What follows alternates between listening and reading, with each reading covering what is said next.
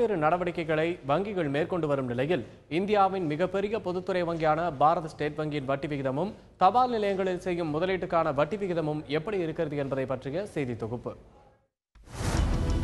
வங்கிகளை பொறுத்தவரை சில கட்டுப்பாடுகளுடன் குறிப்பிட்ட சிலர்தான் முதலீடு செய்ய முடியும் என்ற திட்டங்களில் வட்டி விகிதம் அதிகம் மாற்றம் செய்யப்படுவதில்லை.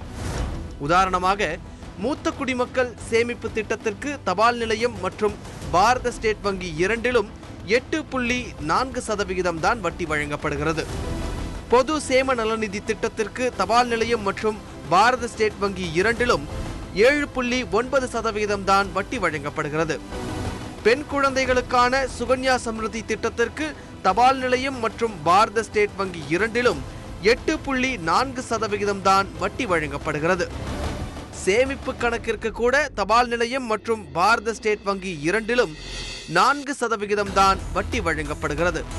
இவ்வாறு இருக்க பொதுத்துறை வங்கிகளை காட்டிலும் தபால் நிலையங்களில் சில சாதகமான அம்சங்களும் உள்ளன. பேங்க் டெபாசிட்ஸை விட போஸ்டல் டெபாசிட் தான் இன்ட்ரெஸ்ட் ஜாஸ்தி. ஆக்சுவலி போஸ்ட் ஆஃபீஸ்லையும் இன்ட்ரெஸ்ட் வேரியேஷன் இருக்குது. So every 3 months once variation இருக்குது. அதே மாதிரி பேங்க்லேயும் வேரியேஷன் இருக்குது.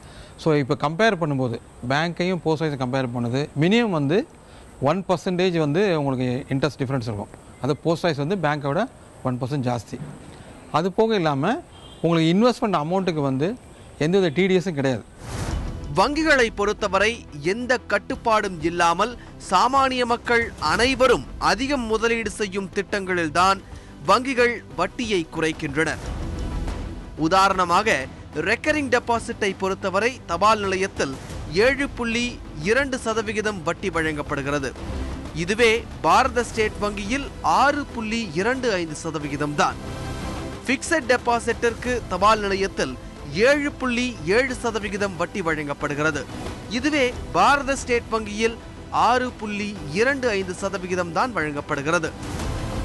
சாமானிய மக்கள் கணக்கு வைத்திருக்கும் பொதுத்துறை வங்கிகளே பல்வேறு கட்டுப்பாடுகள் மற்றும் வட்டி குறைப்பை மேற்கொண்டு வந்தால் டிஜிட்டல் இந்தியா சாத்தியமா என்ற கேள்வியே நம் முன் எழுகிறது.